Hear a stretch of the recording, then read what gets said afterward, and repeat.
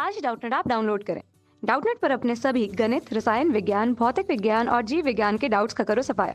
बस प्रश्न की फोटो खींचो, एक ही प्रश्न को क्रॉप करो और तुरंत वीडियो सोल्यूशन पाओ। अभी डाउनलोड करें।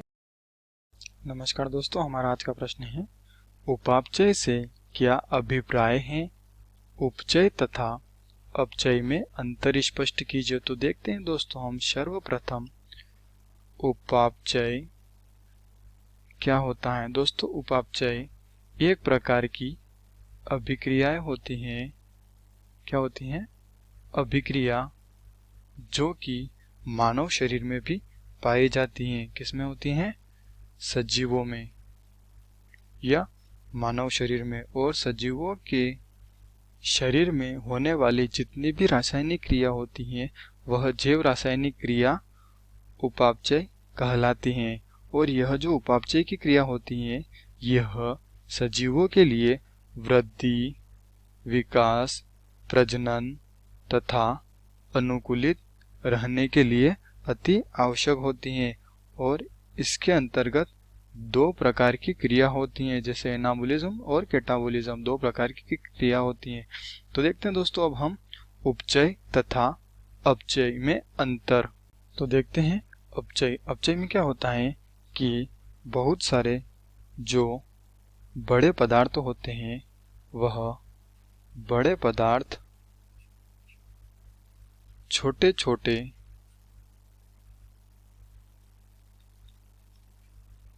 पदार्थों में परिवर्तित हो जाते हैं या कन्वर्ट हो जाते हैं।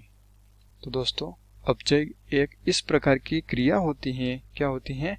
यह एक प्रकार की क्रिया होती है जिसमें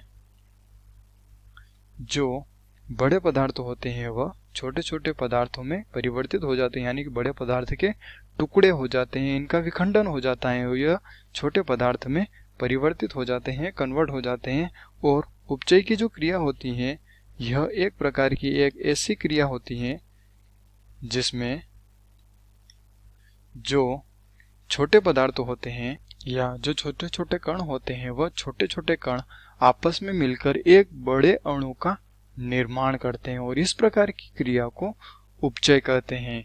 और यह जो अपचय की क्रिया होती है इस क्रिया के अंतर्गत, यानी कि इस क्रिया में जो ऊर्जा होती है वह ऊर्जा उत्पन्न होती है या ऊर्जा निकलती है।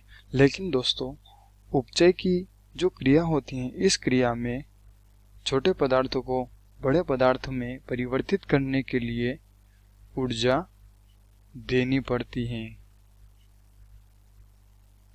और यह अपचय की क्रिया में श्वसन की जो क्रिया होती है वह अपचय के अंतर्गत आती है।